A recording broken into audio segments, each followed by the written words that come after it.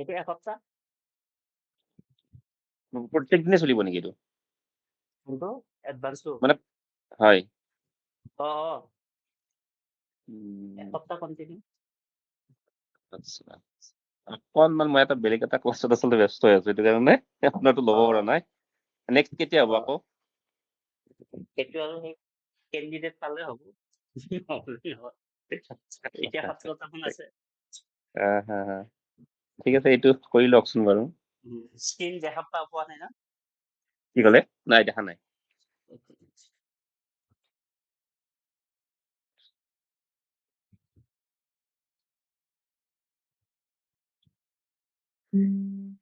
এতিয়া আহিছে।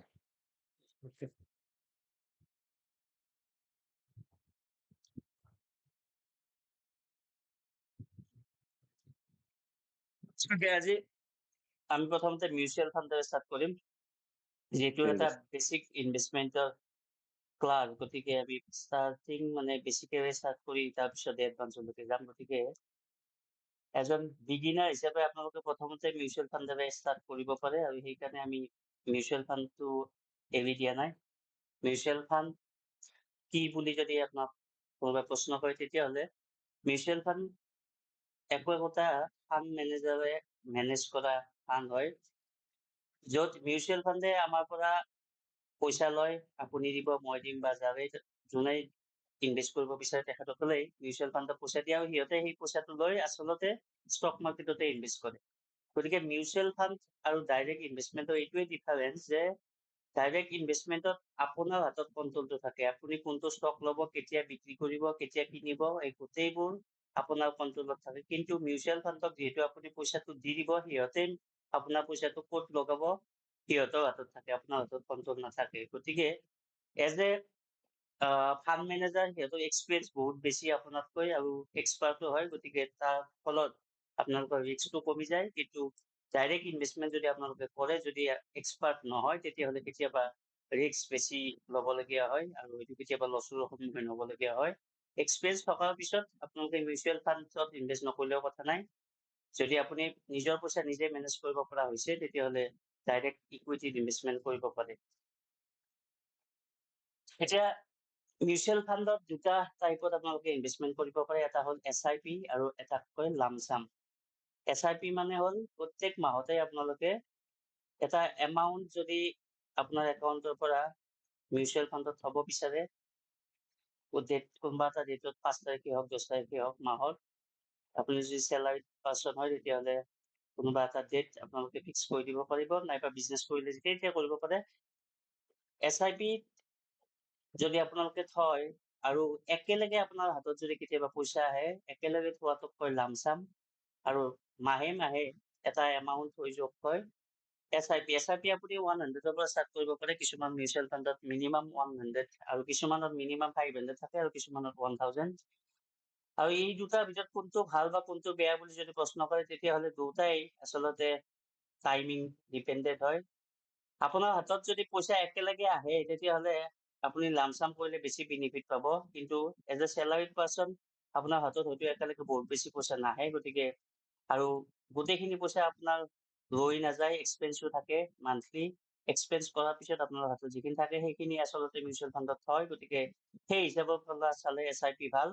আৰু লামচাম এই কাৰণত ভাল, কাৰণ ডে ওৱানৰ পৰাই আপুনি যদি 1 লাখ ৰুপিজ একেলগে থয়, তেতিয়াহ'লে ডে ওৱানৰ পৰাই প্ৰফিট ষ্টাৰ্ট হৈ যায় 1 লাখ ৰুপিজৰ।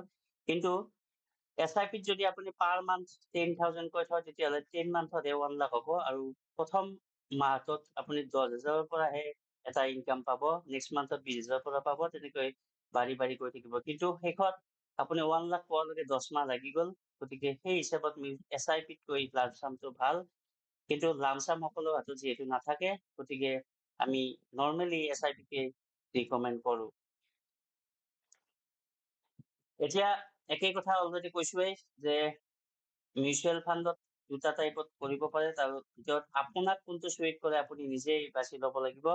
যদি আপুনি আপোনাৰ হাতত পইচা একেলগে নাহে, তেতিয়াহ'লে SIP কৰক, আৰু যদি একেলগে পইচা আহে আপুনি লামচাম কৰিব পাৰে। কিন্তু এইখিনিতে এটা যিটো বুকিছ নলেজ নহয়, এক্সপিৰিয়েঞ্চৰ ফালৰ পৰা কৈছো, লামচাম আপোনালোকে যদি মাৰ্কেট তলত থাকোতে কৰে তেতিয়াহ'লে বেছি বেনিফিট পোৱা যায়। মাৰ্কেট মানে আমি কৈছো এটা ইণ্ডেক্স চাপোজ নিফটি ফিফটি এতিয়া আছে চাপোজ 22,300-400 বা 500। সেই 22,300-400 নিফটি যদি কিবা কাৰণত 18,000 বা 19,000 বা 20,000 বা 21,000 পায়, তেতিয়াহ'লে সেই সময়ত আপোনালোকে লামচাম কৰিলে বেছি প্ৰফিট পাব এতিয়া 22,400 লামচাম কৰাতকৈ। তাৰমানে মাৰ্কেট ওপৰত থাকিলে লামচামটো বৰ এটা চুইটেবল অপচন নহয়, আৰু মাৰ্কেট তলত থাকিলে লামচাম কৰিলে আপোনালোকে লং টাৰ্মত বেছি ভাল প্ৰফিট পাব। কিন্তু SIPত লাহে লাহে কৰি গ'লেও আপোনাৰ বেনিফিট ভালে হয়, কাৰণ SIPত আপোনালোকে ইনভেষ্টমেণ্ট কৰোঁতে সদায় কেতিয়াবা আপোনাৰ তলত ইনভেষ্টমেণ্ট হ'ব মাৰ্কেট আৰু কেতিয়াবা ওপৰত হ'ব। আল্টিমেটলি এভাৰেজটো এটা নিউট্ৰেল পজিশ্যনতে থাকে, গতিকে SIPও সেই হিচাপত আপোনালোকৰ বেয়া অপচন নহয়। এতিয়া বিভিন্ন টাইপৰ মিউচুৱেল ফাণ্ড আছে। সেইদিনা আমি আপোনালোকক কৈছিলো এটা মিউচুৱেল ফাণ্ড কি কৈছিলো সেইদিনা, এটা টেক্সৰ কথা কৈছিলো যে টেক্স ছেভিং, অকে পাহৰিছে চাগে। আৰু বাকী কেইটা টাইপ হ'ল ডেট ফাণ্ড বা হাইব্ৰিড ফাণ্ড কিছুমান থাকে। সেইদিনা কৈছিলো আপোনালোকক ELSS, যিটো ইকুইটি লিংক ছেভিং স্কিম বুলি কয়, আৰু সেইটো যদি আপোনালোকে ইনভেষ্টমেণ্ট কৰে তেতিয়াহ'লে টেক্সৰ পৰাও ৰেহাই পায়। আৰু আন মিউচুৱেল ফাণ্ড হ'ল large cap fund, mid cap fund, নাইবা multi cap fund, small cap fund. এই সকলোবোৰ ফাণ্ডৰ উপৰিও কিছুমান মিউচুৱেল ফাণ্ড থাকে ইণ্ডেক্স ফাণ্ড। ইণ্ডেক্স ফাণ্ড মানে তেখেতসকলে ডাইৰেক্টলি নিফটি বা চেনচেক্স এনেকুৱা যিকোনো ইণ্ডেক্সতে ইনভেষ্টমেণ্ট কৰিব পাৰে, গতিকে ইণ্ডেক্সে ভাল পাৰফৰ্ম কৰিলে সেই মিউচুৱেল ফাণ্ডটো পাৰফৰ্ম কৰে। আৰু লাৰ্জ কেপত যোৱাকালি কৈছিলো, লাৰ্জ কেপত যদি থয় আপোনালোকে গ্ৰোথটো অকণমান শ্ল' পাব, কিন্তু ৰিস্কটো কম, কাৰণ তাৰ এমাউণ্টটো বেছি আপ ডাউন নকৰে। মিড কেপত মডাৰেট আৰু স্মল কেপত কেতিয়াবা আপুনি মিউচুৱেল ফাণ্ডত থলেও লছ দেখা পাব পাৰে, কিন্তু যেতিয়া প্ৰফিট হ'ব ভাল প্ৰফিট হ'ব। যেনেদৰে এতিয়া মিড কেপ আৰু লাৰ্জ কেপত যদি কোনোবাই 2 বছৰ আগৰ পৰা ষ্টাৰ্ট কৰিছিল, তেখেতসকলৰ ষ্টকত ইনভেষ্টমেণ্ট কৰাতকৈ বেছি প্ৰফিট মিউচুৱেল ফাণ্ডে দি আছে, গতিকে সেই হিচাপত আপোনালোকে চাব পাৰে। নেক্সট যদি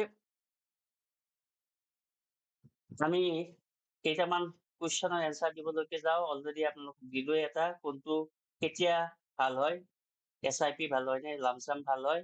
এইটো আচলতে ক'লোৱে মই, ৰাইট টাইম এটা চিলেক্ট কৰা ইমান সহজ নহয়। কেতিয়া মাৰ্কেট তলত থাকে সেইটো এটা ডাঙৰ ডাউট সকলোৰে থাকে। এতিয়া মাৰ্কেট তলত আছে নে ওপৰত আছে ক'ব নোৱাৰে, কাৰণ আজিয়ে আপোনালোকে গম পাব, আজি এক্সিট পোলৰ ৰিজাল্ট দিব।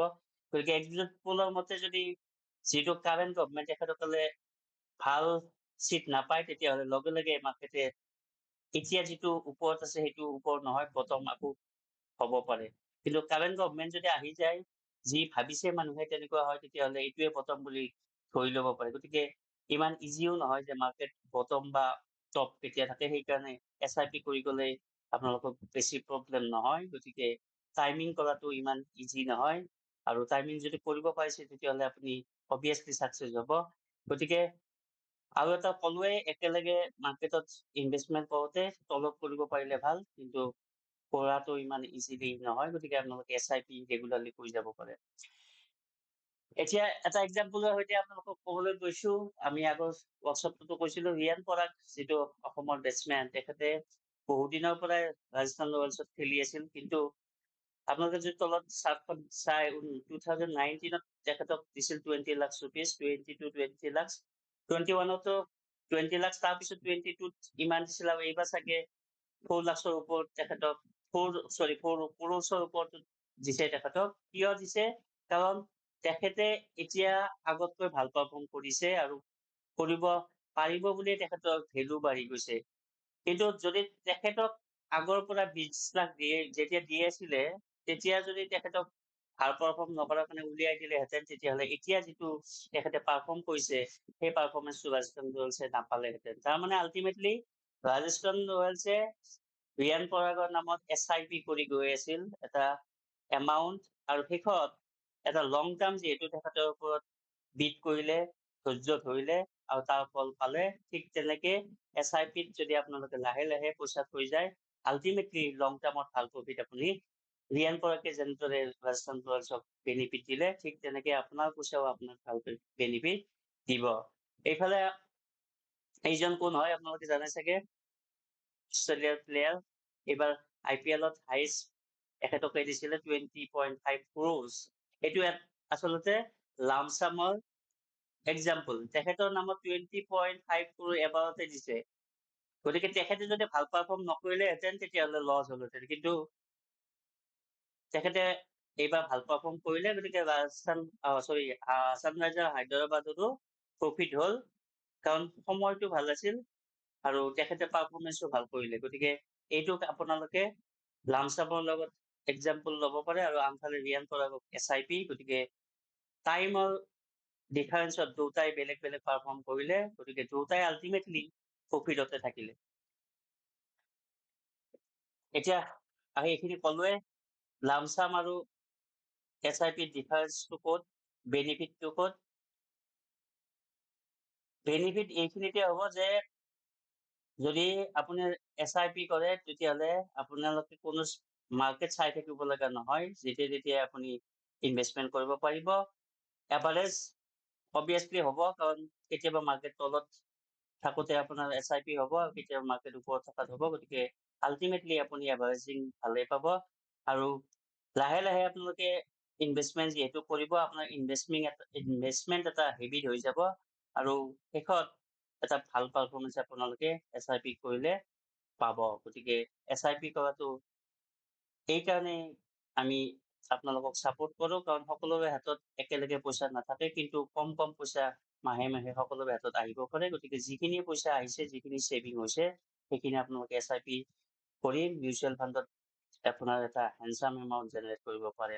এইখিনিতে কৈছো, মই কোনো এডভাইজাৰ নহয়, SEBI ৰেজিষ্টাৰ্ড এডভাইজাৰ নহয়। গতিকে মই যিয়ে কৈছো ইয়াতে মোৰ এক্সপিৰিয়েঞ্চৰ কথা শ্বেয়াৰ কৰিছো।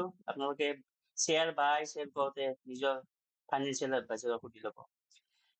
এইখিনিতে আকৌ আপোনালোকক এটা ইনফৰমেশ্যন দিছো যে আমাৰ এটা এডভান্স ৱৰ্কশ্বপ চলি আছে, আৰু যিসকলে অলৰেডি কিছু জানে ষ্টকৰ বিষয়ে তেখেতসকলে তাত জইন কৰিব পাৰে, আৰু যিসকল বিগিনাৰ্ছ, এই ফ্ৰীটোতো আমি প্ৰায় সকলোবোৰ কথাই ক'ম, আৰু বিগিনাৰ্ছ এজনে এই ৱৰ্কশ্বপটো গোটেই শেষ কৰাৰ পিছত নিশ্চয় ষ্টক মাৰ্কেটত ভালদৰে ইনভেষ্টমেণ্ট কৰি এটা প্ৰফিট জেনেৰেট কৰিবলৈ সক্ষম হ'ব। এতিয়া আহিছো পেনী ষ্টক আৰু মাইক্ৰ' কেপ কোম্পানীৰ বিষয়ে, কাৰণ নতুন ইনভেষ্টৰ বিলাকে পেনী ষ্টক আৰু মাইক্ৰ' কেপত ইনভেষ্টমেণ্ট কৰাটোৱে বেছি গুৰুত্ব দিয়ে। আচলতে পেনী ষ্টক আৰু মাইক্ৰ' কেপ কোম্পানীত ইনভেষ্ট কৰাটো উচিত নে অনুচিত, যদি মোক প্ৰশ্ন কৰে তেতিয়াহ'লে এজ এ বিগিনাৰ আপোনালোকে যদিও পেনী ষ্টকত ইনভেষ্টমেণ্ট কৰে, কিন্তু মেক্সিমাম টাইমত আপোনালোকৰ প্ৰফিট মাজে মাজে হয় যদিও মাজে মাজে দুই এটা কোম্পানীত লছো হোৱা দেখা যায়। এতিয়া ভাল বেয়া আমি এই ৱৰ্কশ্বপটোত নকওঁ। নেক্সট ৱৰ্কশ্বপটো যিহেতু অফ ৰেকৰ্ডিং থাকে, তাত আমি ডিটেইলছ ক'ব পাৰিম, কাৰণ কিছুমান কথা অপেনলি ছ'চিয়েল মিডিয়াত পোৱা নাযায়। ইয়াতে আপোনালোকক জাষ্ট পেনী ষ্টক কোনবোৰ কেতিয়া ইনভেষ্টমেণ্ট কৰা উচিত, বা পেনী ষ্টকত ইনভেষ্টমেণ্ট কৰা উচিত হয় নে নহয় আমি নকৈ তাৰ বেনিফিট আৰু এডভান্টেজ ডিসএডভান্টেজ অকমান ক'বলৈ ওলাইছো। মাইক্ৰ' কেপ আৰু পেনী ষ্টকৰ ডিফাৰেন্সটো কি? মোৰ ভাষাত মাইক্ৰ' কেপ হ'ব পাৰে এটা যিটো কোম্পানীৰ মাৰ্কেট কেপ, তাৰমানে ভেলুৱেশ্যন যদি কম থাকে তেতিয়াহ'লে সেইটোক মাইক্ৰ' কেপ ক'ব। মাইক্ৰ' কেপ ইয়াৰ আগত ছেশ্যনটোত আমি কৈছিলো, যেতিয়া আমি স্মল কেপৰ কথা কৈছো। স্মল কেপ কোনকেইটাক ক'ব? 251 ওপৰত যিকেইটা, তলত যিকেইটা কোম্পানী থাকে, তাৰমানে যাৰ মাৰ্কেট কেপ নৰ্মেলি 5,000 crore তলত হয়, সেইবোৰ আচলতে স্মল কেপ। গতিকে মাইক্ৰ' কেপ আমি এই হিচাপে আপোনালোকক ক'ব পাৰিম যাৰ মাৰ্কেট কেপ 1,000 crore কম হয়, সেইবোৰ কোম্পানীক আমি মাইক্ৰ' কেপ বুলি ক'ব পাৰিম।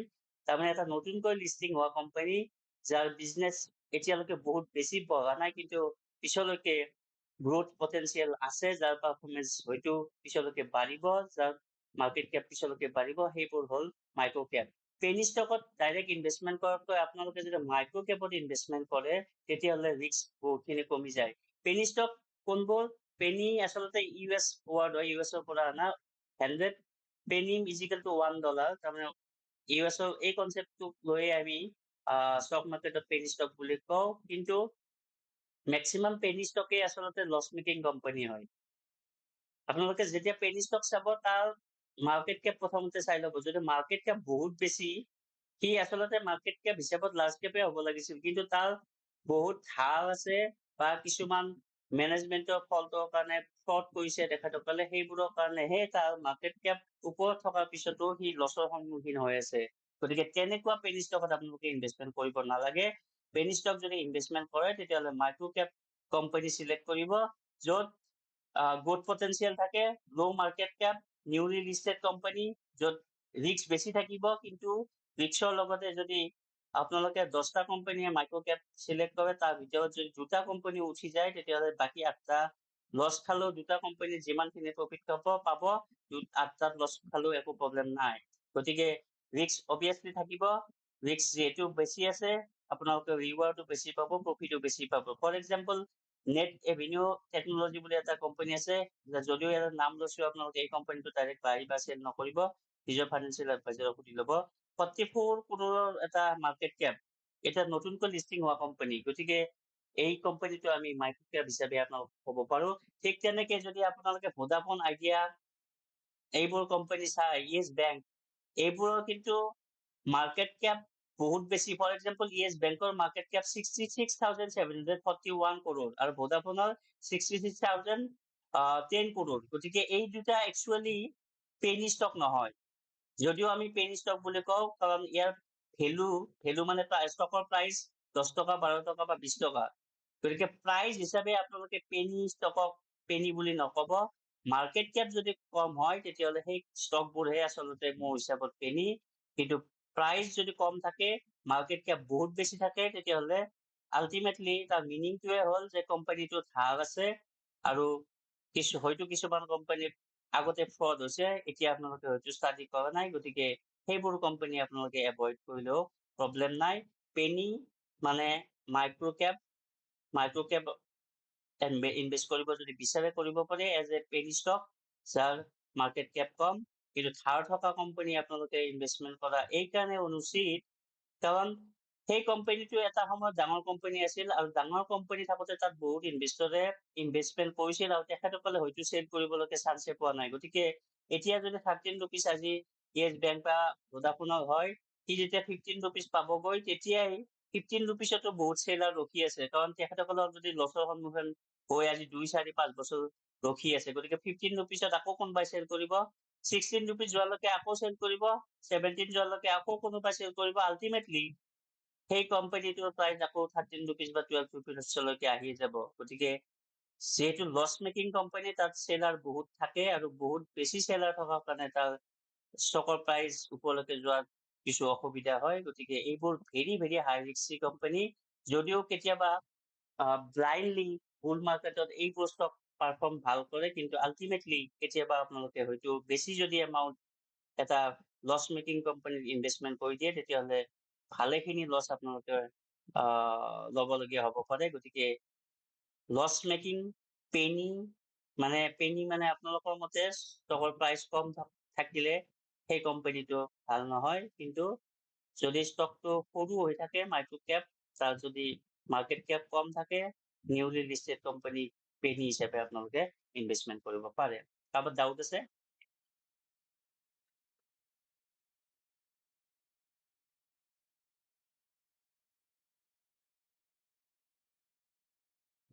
ওকে, চাৰ্কিট, আপাৰ চাৰ্কিট আৰু লোৱাৰ চাৰ্কিট নামৰ দুটা কনচেপ্ট আছে, যি দুটা চেবি ৰুল আছে ষ্টক মাৰ্কেটত। কেতিয়াবা বায়াৰ আৰু চেলাৰ, কেতিয়াবা বায়াৰ থাকে, কেতিয়াবা চেলাৰ নাথাকে মাৰ্কেটত। তেনেকুৱা অৱস্থাত দুটা অপচন হয় আমাৰ। লোৱাৰ চাৰ্কিট লাগে, লোৱাৰ চাৰ্কিট মানে যেতিয়া ষ্টকত সকলোৱে চেলে কৰি থাকে, বায়াৰ নাথাকে, তেতিয়া লোৱাৰ চাৰ্কিট লাগে, আৰু যেতিয়া সকলোৱে বাই কৰে, তেতিয়া আপাৰ চাৰ্কিট লাগে, আৰু সেই সময়ত চেলাৰ নাথাকে। গতিকে এই দুটা অপচন যেতিয়া হয়, তেতিয়াহ'লে আপোনালোকে সেই ষ্টকৰ প্ৰাইচটো সেইদিনৰ কাৰণে ফ্ৰিজ হৈ যায়, সেই ষ্টকত ট্ৰেডিং নহয়। গতিকে আপোনালোকে এইটো দেখিছে, মেইনলি পেনী ষ্টকবোৰত এইবিলাক বেছিকৈ হোৱা দেখা যায়। ডিটেইলছ আমি ইয়াতে নকওঁ, অকণমান স্কিপ কৰি দিছো। নেক্সট আটাইতকৈ ইম্পৰ্টেণ্ট কনচেপ্ট, যিটো আপোনালোকে এজন ইনভেষ্টৰ হিচাপে জনাটো অতি প্ৰয়োজনীয়, সেইটোৱে হ'ল ফাণ্ডামেণ্টেল এনালাইচিছ। আমি যোৱাকালিও আপোনালোকক কৈছিলো যে ফাণ্ডামেণ্টেল এনালাইচিছ আৰু টেকনিকেল এনালাইচিছ এই দুটা কি বস্তু। ফাণ্ডামেণ্টেল এনালাইচিছ কিয় কৰিব লাগে? ফাণ্ডামেণ্টেল এনালাইচিছে আমাক কি দিয়ে? ফাণ্ডামেণ্টেল এনালাইচিছে আমাক এটা ষ্টক চিলেকশ্যন কৰাত সহায় কৰে। এটা ষ্টক কেতিয়া কিনিব লাগে আমাক ফাণ্ডামেণ্টেল এনালাইচিছে নকয়, কিন্তু কোনটো ষ্টক কিনিব লাগে সেই কথাটো আমাক ফাণ্ডামেণ্টেল এনালাইচিছে কয়। যদি এটা কোম্পানী আপুনি ইনভেষ্ট কৰিব বিচাৰিছে তেতিয়াহ'লে প্ৰথমতে আপোনালোকে ফাণ্ডামেণ্টেল এনালাইচিছ কৰি চাব লাগিব। ফাণ্ডামেণ্টেল এনালাইচিছ মানে হ'ল কোম্পানীটোৱে কেনেকুৱা পাৰফৰ্ম কৰি আছে, কোম্পানীটো লাভ হৈছে নে লছ হৈছে, কোম্পানীটো কিমান ডাঙৰ, লাৰ্জ কেপ নে মিড কেপ নে স্মল কেপ, আৰু সেই কোম্পানীটো যিটো চেক্টৰ হয় বাকীবোৰ কোম্পানী কেনেকুৱা, সেই কোম্পানীটোৱে কেনেকুৱা বিজনেছ কৰি আছে, সেই কোম্পানীটো এতিয়া কিনিলে বেছি দামত কিনা যাব নে কম দামত কিনা যাব, এই সকলোবোৰ কথা ফাণ্ডামেণ্টেল এনালাইচিছে কয়। আৰু এজন ফাণ্ডামেণ্টেল এনালাইচিছ হিচাপে প্ৰথমতে এইখিনি আপোনালোকে এনালাইজ কৰি লৈ তাৰ পিছতহে ষ্টকটো চিলেকশ্যন কৰিব লাগে। আৰু যেতিয়া আপোনালোকে ষ্টক চিলেকশ্যন কৰিব তাৰমানে আপুনি অলৰেডি এগ্ৰি যে কোম্পানীটো ভাল, আৰু যদি ভাল বুলি অলৰেডি আপুনি এগ্ৰি তাৰমানে সেই কোম্পানীটোত আপুনি ইনভেষ্ট কৰিব পাৰে।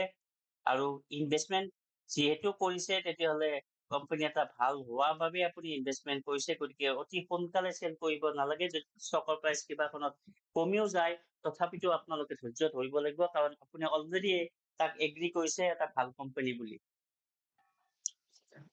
মই কৈছো আপোনালোকে বুজি পাইছে। চিলেকশ্যন প্ৰথম ষ্টেপ। চিলেকশ্যন যদি ক'ৰবাত ভুল হয় তেতিয়াহ'লে আপোনাৰ ষ্টকৰ প্ৰাইচ যদি কিছু পৰিমাণে তললৈকে যায় বা কেতিয়াবা যদি বেছিও যায় তেতিয়াহ'লে আপোনাৰ মনত শংকা হ'ব, ভয় হ'ব, আৰু তেতিয়া আপুনি ভুল সিদ্ধান্ত ল'ব। গতিকে ষ্টক প্ৰথমতে চিলেকশ্যন কৰাৰ আগতে ফাণ্ডামেণ্টেল এনালাইচিছ কৰি ল'ব কোম্পানীটো কেনেকুৱা, আৰু যদি ভাল হয় কোম্পানীটো আপোনাৰ হিচাপত ফাণ্ডামেণ্টেলৰ হিচাপত তেতিয়াহে আপুনি ইনভেষ্টমেণ্ট কৰিব। এতিয়া ফাণ্ডামেণ্টেল এনালাইচিছৰ তিনিটা ষ্টেপ থাকে। প্ৰথমটো হ'ল ইকনমিক এনালাইচিছ। আপুনি পোন প্ৰথমতে কোম্পানী এটা চিলেক্ট কৰাৰ আগতেই সেই সময়ত সেই কাণ্ট্ৰিখনৰ ইকনমি কেনেকুৱা চলি আছে, সেই কাণ্ট্ৰি হওক সেই সময়ত গোটেই ৱৰ্ল্ডৰ ইকনমি কেনেকুৱা চলি আছে, এই সকলো কথা ভালদৰে চাই ল'ব লাগিব।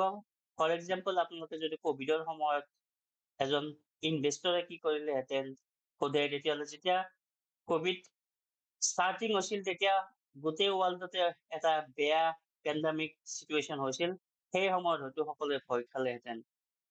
কিন্তু যেতিয়া কভিড লাহে লাহে কমি গৈছিল আৰু ষ্টকৰ প্ৰাইচ তললৈকে আহিছিল তেতিয়া লাহে লাহে ইকনমি আকৌ আগৰ নিচিনাকৈ ভাল হ'ব ধৰিছিল, আৰু সেই সময়তে আপোনালোকে আচলতে ইনভেষ্টমেণ্ট কৰা উচিত আছিল। গতিকে এখন কাণ্ট্ৰিৰ ইকনমি কেনেকুৱা পাৰফৰ্ম কৰি আছে, লগতে গ্ৰোথ কেনেকুৱা হৈ আছে ইকনমিৰ, আৰু ফিউচাৰত কেনেকুৱা গ্ৰোথ হ'ব, এই সকলো কথা ষ্টাডি কৰি লৈহে সেই সময়ত আপোনালোকে ইনভেষ্টমেণ্ট কৰা উচিত নে অনুচিত সেইটো ডিচাইড কৰিব লাগিব, আৰু সেইটোকে কয় ইকনমিক এনালাইচিছ। এইটো ফাৰ্ষ্ট ষ্টেপ। ঠিক আছে, গতিকে ফাৰ্ষ্ট ষ্টেপত ইকনমিক এনালাইচিছ কৰোঁতে আপোনালোকে গ্ৰোথ ৰেট চাব লাগিব, নেশ্যনেল ইনকাম কি হৈ আছে, ইনফ্লেশ্যন কেনেকুৱা হৈ আছে, দেশৰ ইণ্টাৰেষ্ট ৰেট কি চলি আছে, বাজেটত কি কৰিছে এখন কাণ্ট্ৰিৰ বাজেট অধিৱেশনত, বা নাইবা বেলেঞ্চ শ্বীট কেনেকুৱা, পেমেণ্ট গভমেণ্টৰ হাতত পইচা আছে নে নাই, ইনফ্ৰাষ্ট্ৰাকচাৰ ডেভেলপমেণ্ট হৈ আছে নে নাই, মনচুন মানে বৰষুণ বা যিটো সময়ত খেতি বাতি ভাল হয় সেই সকলো কথা চাব লাগিব। আৰু অবভিয়াছলি ইকনমিক আৰু পলিটিকেল ষ্টেবিলিটি আছে নে নাই সেইটো চাব লাগিব। ফৰ এক্সাম্পল এতিয়া যদি গভমেণ্ট লগে লগে চেঞ্জ হৈ যায় তেতিয়াহ'লে কেইদিনমানৰ কাৰণে হ'লেও ইকনমি কিছু পৰিমাণে অস্থিৰ অৱস্থা হ'ব, আৰু যদি যিকোনো এটা পাৰ্টিয়ে মেজৰিটি পায় তেতিয়াহ'লে আপোনালোকে ইকনমিক কণ্ডিশ্যন ষ্টেবল বুলি ধৰিব ল'ব পাৰিব। যদি ষ্টেবল নহয় তেতিয়াহ'লে ষ্টক মাৰ্কেট তললৈকে যাব, আৰু যদি ষ্টেবল হয় তেতিয়াহ'লে হয়তো তললৈকে গ'লেও অতি সোনকালে ওপৰলৈকে ৰিকভাৰী হ'ব, কিন্তু যদি মেজৰিটি নাপায় কোনো পাৰ্টিয়ে তেতিয়াহ'লে অকণমান অস্থিৰ অৱস্থা আমি দেখা পাম। আৰু এতিয়া ইনফ্লেশ্যনো বেছি আছে, ইণ্টাৰেষ্ট ৰেটো বেছি আছে, গতিকে এই সময়ত মাৰ্কেট ওপৰত থাকোঁতে এটা হিউজ এমাউণ্ট ইনভেষ্ট কৰা সময় নহয়। আজি 2 বছৰ আগতে আপোনালোকে যদি ইনভেষ্টমেণ্ট কৰিব বিচাৰিলেহেঁতেন তেতিয়াহ'লে ভাল কথা আছিল, কিন্তু এতিয়া ইকনমিক্স এনালাইচিছ কৰোঁতে আমি ভাল সময় বুলি ক'ব নোৱাৰো। নেক্সট হ'ল ইণ্ডাষ্ট্ৰি এনালাইচিছ। ইকনমিক ইকনমি যদি ভাল থাকে বুলি ভাবে আপুনি সেই সময়ত যদি ইনভেষ্ট কৰিব কাৰণে যদি ভাবে যে সেইটো সময় উচিত তেতিয়াহ'লে নেক্সট ষ্টেপটোত আপোনালোকে ইণ্ডাষ্ট্ৰি এনালাইচিছ কৰিব লাগিব। এতিয়া ইকনমি ভাল ঠিকে আছে, কিন্তু কোনটো ইণ্ডাষ্ট্ৰিত আপুনি ইনভেষ্টমেন্ট কৰিব? ইণ্ডাষ্ট্ৰি মানে হ'ল ফৰ এক্সাম্পল আমি যদি কওঁ banking sector, financial sector, IT sector, chemical sector, নাইবা কেপিটেল গুড সেক্টৰ বা FMCG ফুড য'ত আমি খোৱা লোৱা এইবোৰ বস্তু কিনো, এই সকলোবোৰ একো একোটা সেক্টৰ, আৰু এই একো একোটা সেক্টৰৰ ভিতৰত আপুনি গোটেই সেক্টৰত অবভিয়াছলি ইনভেষ্ট নকৰে। কোনটো সেক্টৰত পাৰফৰ্মেন্স ভাল হ'ব ফিউচাৰত, আৰু সেই সেক্টৰটোৱে আপোনালোকে প্ৰথমতে চিলেক্ট কৰিব লাগিব। আৰু এইটোৱে হ'ল ছেকেণ্ড ষ্টেপ। ইকনমি ভাল হোৱাৰ পিছত আপোনালোকে ইণ্ডাষ্ট্ৰি, কোনটো ইণ্ডাষ্ট্ৰি ইনভেষ্টমেন্ট কৰিব, কোনটো ইণ্ডাষ্ট্ৰি আপোনাক ভাল প্ৰফিট দিব, সেইটোৱে জানিবৰ কাৰণে আপোনালোকে ইণ্ডাষ্ট্ৰি এনালাইচিছ কৰিব লাগিব। আৰু ইণ্ডাষ্ট্ৰি এনালাইচিছ কৰাৰ পিছত শেষৰ ষ্টেপত আপুনি এটা ইণ্ডাষ্ট্ৰি চাপোজ চিলেক্ট কৰিলে যে মই IT ত ইনভেষ্টমেন্ট কৰিম। এতিয়া IT তো বহুত কোম্পানী আছে, এতিয়া গোটেইকেইটা কোম্পানীতো অবভিয়াছলি আপুনি ইনভেষ্টমেন্ট নকৰে, গতিকে তাৰ ভিতৰত কোনটো কোম্পানীত আপোনালোকে ইনভেষ্টমেন্ট কৰিলে ভাল প্ৰফিট বা এটা লং টাৰ্মত হিউজ এমাউণ্ট অফ গ্ৰোথ আপোনালোকে পাব, সেইটো চিলেক্ট কৰাৰ কাৰণে কোম্পানী এটা চিলেক্ট কৰিব লাগিব। এক্সাম্পল হিচাপে যদি কওঁ, তেতিয়াহ'লে আপুনি যদি ইকনমি ভাল বুলি গম পালে ইণ্ডাষ্ট্ৰি এটা চিলেক্ট কৰিলে, ফৰ এক্সাম্পল আপুনি IT ইণ্ডাষ্ট্ৰি চিলেক্ট কৰিলে, গতিকে IT ইণ্ডাষ্ট্ৰিত বহুত কেইটা কোম্পানীৰ ভিতৰত আমি কওঁ যদি TCS, ইনফোচিছ বা HCL টেকনলজি, গতিকে আন মিড কেপ কোম্পানী যদি কওঁ LTTS, LTI, মাইণ্ডট্ৰী, এইবোৰ কোম্পানীৰ ভিতৰত আপুনি গোটেইকেইটা কোম্পানীত নিশ্চয় ইনভেষ্টমেন্ট কৰাটো উচিত নহ'ব, কিন্তু তাৰ ভিতৰত এটা কোম্পানী আপোনালোকে চিলেক্ট কৰিব লাগিব, আৰু সেই চিলেকশ্যন কৰা প্ৰচেছটোকে ক'ব ফাণ্ডামেণ্টেল এনালাইচিছ। আৰু ফাণ্ডামেণ্টেল এনালাইচিছ আপোনালোকে কৰিলে কোম্পানী এটা চিলেক্ট কৰিব পাৰিব। আৰু ইয়াৰ ভিতৰত কোনটো কোম্পানী এতিয়া বেছি দামত বিক্ৰী হৈ আছে আৰু কোনটো কোম্পানীৰ প্ৰফিট বেছি হৈ আছে, এই সকলোবোৰ চাব লাগিব এটা ষ্টক কিনাৰ আগতে। আল্টিমেটলি এই তিনিটা ষ্টেপে আপোনাক ষ্টক চিলেকশ্যন কৰাত সহায় নিশ্চয় কৰিব। আশা কৰিছো আপোনালোকে এতিয়ালৈকে বুজি পাইছে কি কৈ আছো। তিনিটা ষ্টেপ, প্ৰথমতে ইকনমি চাব লাগিব কাণ্ট্ৰিৰ, ৱৰ্ল্ডৰ, তাৰপিছত আপোনালোকে কি কৰিব লাগিব, নেক্সট ইণ্ডাষ্ট্ৰি চাব লাগিব, কোনটো ইণ্ডাষ্ট্ৰিত আপোনালোকে ইনভেষ্টমেন্ট কৰিব, আৰু তাৰপিছত সেই ইণ্ডাষ্ট্ৰি কোনটো কোম্পানীত ইনভেষ্টমেন্ট কৰিব চাব লাগিব। আৰু এই সকলোবোৰ চিলেক্ট কৰাত আপোনালোকক সহায় কৰিব ফাণ্ডামেণ্টেল এনালাইচিছে। ফাণ্ডামেণ্টেল এনালাইচিছৰ প্ৰথম পেৰামিটাৰটোৱে হ'ল মাৰ্কেট কেপিটেলাইজেশ্যন। এতিয়া মাৰ্কেট কেপিটেলাইজেশ্যন মানে কি? মাৰ্কেট কেপিটেলাইজেশ্যন কেনেকৈ উলিওৱা হয়, আপোনালোকে ৰাইট চাইডে দেখা পাব কাৰেণ্ট মাৰ্কেট প্ৰাইচ পাৰ শ্বেয়াৰ। এটা শ্বেয়াৰৰ যিটো প্ৰাইচ এতিয়া চলি আছে, তাক যদি আমি টোটেল নাম্বাৰ অফ শ্বেয়াৰ্ছ, সেই কোম্পানীটোৰ টোটেল নাম্বাৰ অফ শ্বেয়াৰ কিমান আছে মাল্টিপ্লাই কৰো, তেতিয়াহ'লে কোম্পানীটোৰ মাৰ্কেট কেপিটেলাইজেশ্যন পাম। বুজি পাইছে? মাৰ্কেট কেপিটেলাইজেশ্যন শৰ্টলি আমি মাৰ্কেট কেপ বুলি কওঁ। আল্টিমেটলি কি হয়, মাৰ্কেট কেপ মানে কোম্পানী এটাৰ ভেলু। কোম্পানীটো যদি আজি চেল কৰিব বিচাৰে গোটেই কোম্পানীটো, তেতিয়াহ'লে যদি এক্স দামৰ কোম্পানী এটা আছে, তাৰ যদি 10টা শ্বেয়াৰ আছে ফৰ এক্সাম্পল, আৰু এটা শ্বেয়াৰৰ যদি দাম 10 টকা হয়, 10 into 10 তাৰমানে 100 rupees দিলে সেই কোম্পানীটো আপোনাৰ হৈ যাব। এইটোৱে চিম্পল ভাষাত ক'ব গ'লে এইটোৱে কথা। গতিকে total value of the stock হ'ব আপোনাৰ মাৰ্কেট কেপ। কোম্পানী এটা টোটেল কিমান ভেলু আছে ষ্টক বিলাকৰ, সেইটোৱে হ'ল মাৰ্কেট কেপ। তাৰপিছত কেনেকৈ আপোনালোকক উলিয়াই আমি ক'লোৱে, এক্সাম্পল হিচাপে আমি যদি কওঁ ABC কোম্পানীটো 10 লাখ শ্বেয়াৰ যদি আছে আৰু এটা শ্বেয়াৰৰ দাম যদি 500 টকা হয়, তেতিয়াহ'লে আপোনালোকে মাৰ্কেট কেপিটেলাইজেশ্যন পাব 50 crore। গতিকে সেই কোম্পানীটো কিনিবৰ কাৰণে, গোটেই কোম্পানীটো যদি আপুনি কিনিব খোজে, তেতিয়াহ'লে কোম্পানীৰ অ'নাৰক আপুনি 50 crore rupees দিব। গতিকে এজ এ ইনভেষ্টৰ আমি অবভিয়াছলি 50 crore দি গোটেই কোম্পানীটো নিকিনো। আৰু এই 10 লাখ শ্বেয়াৰ যে আছে, তাৰ ভিতৰত আপুনি হয়তো কেতিয়াবা 10টা শ্বেয়াৰ কিনিব, আন কোনোবাই 10টা শ্বেয়াৰ কিনিব, আন কোনোবাই 5টা শ্বেয়াৰ কিনিব। আল্টিমেটলি গোটেই মাৰ্কেটখনত এই 10 লাখ শ্বেয়াৰ বিয়পি থাকিব। কোনোবা ফৰেইন ইনভেষ্টৰে কিনিব পাৰে, কোনোবা লোকেলে কিনিব পাৰে, কোনোবা ডাঙৰ ডাঙৰ যিবোৰ FNI আছে, HNI আছে, এই সকলোৱে এই 10 লাখ শ্বেয়াৰৰ ভিতৰত কিছুমান শ্বেয়াৰ ল'ব।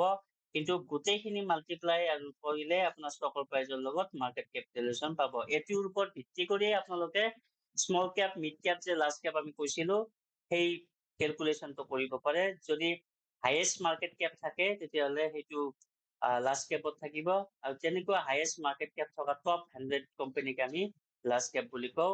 তাৰ পিছৰ 100ৰ পৰা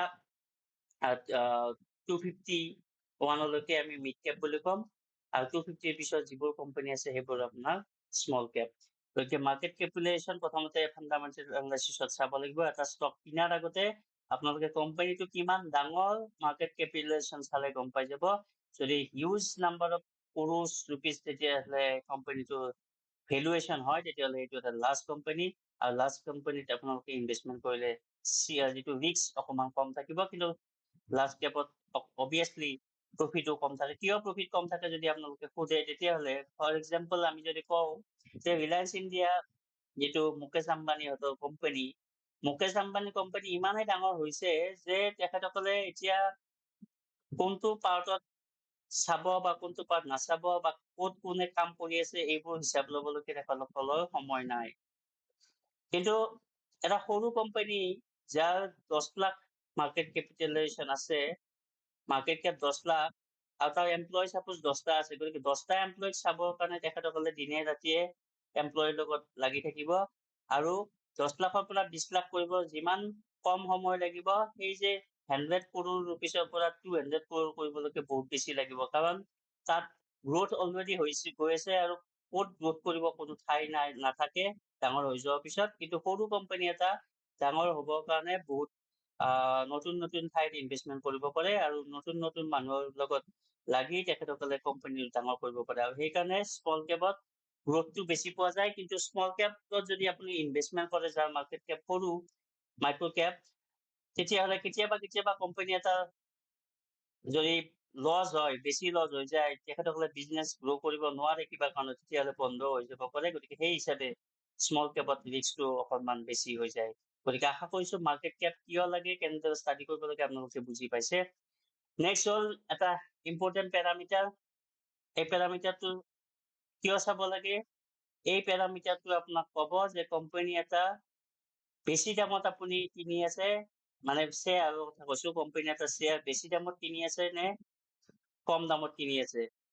যেতিয়া আমৰ চিজন চলি আছে, গতিকে আম আপুনি জালুকবাৰীত যদি সোধে বেলেগ দাম পাব, ফেঞ্চি বজাৰত বেলেগ দাম পাব অবভিয়াছলি, ঠিক আছে। কিন্তু এই আম একচুৱেল মাৰ্কেটত য'ৰ পৰা আহিছে তাত যদি চাই, তাত আকৌ বেলেগ দাম পাব। আৰু এই গোটেই এভাৰেজ কৰি যদি আমি আমৰ দাম 50 ৰুপিজ বুলি ধৰো, সেইটোক ক'ব ইণ্ডাষ্ট্ৰি পি। তাৰমানে আম আচলতে ইণ্ডাষ্ট্ৰি পিতছে ল'ব লাগিছিল, কিন্তু কিছুমান আম এটা চাপোজ কোৱালিটি ভাল, তাৰ দাম এই ইণ্ডাষ্ট্ৰি পিতকৈ বেছি দামত বিক্ৰী হৈ আছে, আৰু কিছুমান ল' কোৱালিটিৰ আম আছে চাপোজ, সেইবোৰ ইণ্ডাষ্ট্ৰি পি চাপোজ যদি 100 টকা হয়, ভাল আমটো যদি 150 টকাত বিক্ৰী হৈ আছে, বেয়া আম এটা হয়তো 80 টকা 70 টকাটো আপুনি পাব পাৰে। গতিকে সেই একে কথাকে যদি আমি শ্বেয়াৰ মাৰ্কেটত কওঁ, শ্বেয়াৰ মাৰ্কেটৰ এটা ছেক্টৰৰ P suppose 50, example IT sector, IT sector TCS এটা কোম্পানী আৰু ইনফোচিছ আন এটা কোম্পানী। TCSৰ যদি পি আপোনাৰ 60 হয় আৰু ইনফোচিছৰ পি যদি 40 হয়, আৰু দুটাই যদি একে কাম কৰি আছে, তেতিয়াহ'লে আমি ইনফোচিছক কম দামতে পাই থকা বুলি ক'ম, আৰু তেতিয়াহ'লে আমি ইনফোচিছ চিলেক্ট কৰিম, TCSক বাদ দিম। কাৰণ TCSও চেম কামে কৰে, কিন্তু বেছি টকাত আমি TCS কিনিবলগীয়া হৈ আছে, গতিকে TCSটো আমি এভইড কৰিম। এতিয়া পি ৰেচিঅ কেনেদৰে কেলকুলেশ্যন কৰে? পি ৰেচিঅ হ'ল প্ৰাইচ পাৰ আৰ্নিং ৰেচিঅ। মাৰ্কেটত যিটো এটা শ্বেয়াৰৰ ভেলু থাকে, মাৰ্কেট ভেলু পাৰ শ্বেয়াৰ, তাক যদি আৰ্নিং পাৰ শ্বেয়াৰ ডিভাইড কৰো, তেতিয়াহ'লে আমি পি ৰেচিঅ পাম। গতিকে পি ৰেচিঅ ডিটাৰমাইন কৰিবৰ কাৰণে আপোনালোকে মাৰ্কেটত সেই শ্বেয়াৰটোৰ প্ৰাইচ কি চলি আছে আৰু এটা শ্বেয়াৰৰ আৰ্নিং কিমান আহি আছে সেই কোম্পানীটোৰ, সেইটো জানিব লাগিব। আৰ্নিং কেনেদৰে আকৌ কেলকুলেট কৰে তাক কয় EPS। EPSক কি কম, EPS কেনেদৰে উলিয়াই, আৰ্নিং পাৰ শ্বেয়াৰ কেনেদৰে উলিয়াই আমি অকণমান পিছত আপোনালোকক কৈ আছো। গতিকে পি জানিবৰ কাৰণে আপোনালোকে ইপিএছ জানিব লাগিব। ইপিএছেৰে মাৰ্কেটৰ যিটো শ্বেয়াৰৰ প্ৰাইচ তাক ডিভাইড কৰিলে পি ৰেচিঅ' পাই যাব। আৰু চিম্পলি আপোনালোকে জানিব লাগিলে পি আচলতে ষ্টকটো ভেলুৱেশ্যন মানে কিমান প্ৰাইচত বিক্ৰী হৈ আছে সেই কোম্পানীটো সেইটো চাওঁ। গতিকে পি চাবৰ কাৰণে ইণ্ডাষ্ট্ৰি পি আপোনালোকে কম্পেয়াৰ কৰি ল'ব লাগিব। ইণ্ডাষ্ট্ৰি পিতকৈ কমত চেল হৈ আছে নে কোম্পানী এটা বেছি চেল হৈ আছে সেইটো চাব লাগিব। এইখিনিতে এটা ইম্পৰ্টেণ্ট কথা, কেতিয়াবা আপোনালোকে ইণ্ডাষ্ট্ৰি পিতকৈ কম এটা শ্বেয়াৰ বেছি থাকিলেও কিনিবলগীয়া হ'ব পাৰে, কাৰণ আপোনালোকে জানে যে আলু আৰু সোণা যদি এখন মাৰ্কেটত বিক্ৰী হয় তেতিয়াহ'লে আলুৰ দাম যদি 100 টকা হয় আৰু সোণাৰ দাম 100 টকা হয় তেতিয়াহ'লে অবভিয়াছলি মানুহে সোণাই কিনিব। তাৰমানে ভাল বস্তু ভাল টকাত আপুনি কিনিব লাগিব, আৰু বেয়া বস্তু কেতিয়াবা ফিট দিলেও আমি নলওঁ। যদি পচা আলু আমাক দিয়ে তেতিয়াহ'লে আমি ফিট দিলেও হয়তো আলু নলম। গতিকে ভাল বস্তু ভাল টকাত কিনিব লাগিলে কেতিয়াবা আপোনালোকে হাই পিটো শ্বেয়াৰৰ প্ৰাইচ যদি হাই থাকে তেতিয়াহ'লেও সেই কোম্পানীটোত ইনভেষ্টমেণ্ট কৰিব পাৰে। গতিকে এইবোৰ কিছু ৰিলেটিভ বস্তু আপোনালোকে হাই ষ্টাডি কৰিলে, অকণমান কেইদিনমান থাকিলে কোম্পানীৰ মুভমেণ্ট চালে আপোনালোকে গম পাব। গতিকে এইটোকে কয় পি ৰেচিঅ', এটা ইম্পৰ্টেণ্ট পেৰামিটাৰ। পি ৰেচিঅ' চাওঁতে আপোনালোকে ইণ্ডাষ্ট্ৰি পি ৰেচিঅ' চাই ল'ব। নেক্সট ইপিএছ অলৰেডি কৈছোৱে। ইপিএছ কেনেদৰে কেলকুলেট কৰিব? নেট ইনকাম মাইনাছ ডিভিডেণ্ড, আৰু এইটো গোটেইখিনি নেট ইনকামৰ পৰা ডিভিডেণ্ড মাইনাছ কৰাৰ পিছত যিখিনি ভেলু পালে সেইটোক আপোনালোকে টোটেল নাম্বাৰ অফ শ্বেয়াৰ সেই কোম্পানীটো যদি ডিভাইড কৰে তেতিয়াহ'লে ইপিএছ পাব। এটা কোম্পানী কিমান ইনকাম কৰিছে আৰু তাৰ পিছত কোম্পানীটোৰ ইনকামৰ পৰা ডিভিডেণ্ড দিয়াৰ পিছত, ডিভিডেণ্ড কি হয়? এটা এমাউণ্ট শ্বেয়াৰ হোল্ডাৰক দি দিয়ে প্ৰফিটৰ পৰা, আৰু সেইটো ডাইৰেক্ট বেংকত জমা দিয়ে। গতিকে ডিভিডেণ্ডটো যদি মাইনাছ কৰে কোম্পানীৰ টোটেল ইনকামৰ পৰা, আৰু যিটো ভেলু পাব তাক টোটেল নাম্বাৰ অফ শ্বেয়াৰে ডিভাইড কৰিলে যিটো আপোনালোকে পাব সেইটোকে কয় ইপিএছ। আৰু ইপিএছ আপোনালোকে জানে পি ৰেচিঅ' কেলকুলেট কৰিব কাৰণে ইপিএছ দৰকাৰ হয়। গতিকে এইটো এটা পেৰামিটাৰ, যিটো পেৰামিটাৰ আচলতে পি ইম্পৰ্টেণ্ট পেৰামিটাৰ ইপিএছতকৈ, কিন্তু পি কেলকুলেট কৰিব কাৰণে যিহেতু ইপিএছ লাগে গতিকে আপোনালোকে ইপিএছও চাব লাগিব কোম্পানীৰ। কাৰণ এক্সাম্পল হিচাপে যদি আমি কওঁ XYZ কোম্পানীৰ যদি আপোনাৰ এটা 10 লাখ শ্বেয়াৰ থাকে আৰু 2 লাখ শ্বেয়াৰ থাকে আৰু 10 লাখ যদি ইনকাম হয় তেতিয়াহ'লে 4 লাখ যদি ডিভিডেণ্ড হিচাপে দিয়ে তেতিয়াহ'লে 10 লাখ মাইনাছ এই 20 লাখ হ'ব, 2 লাখ হ'ব, আৰু তাক যদি ডিভাইড কৰে 4 লাখেৰে এটা শ্বেয়াৰৰ ইপিএছ হ'ব 2 rupees পাৰ শ্বেয়াৰ। গতিকে এই ফৰ্মুলাটো আপোনালোকে পজ কৰি চাই ল'ব, ডিটেইলছ আমি ইয়াতে বেছি নিদিওঁ। নেক্সট বুক ভেলু আৰু পিবি ৰেচিঅ'। বুক ভেলু কি হয় আৰু পিবি ৰেচিঅ' কি হয়? পিবি মানে হ'ল প্ৰাইচ টু বুক, আৰু বুক ভেলু কি হয়?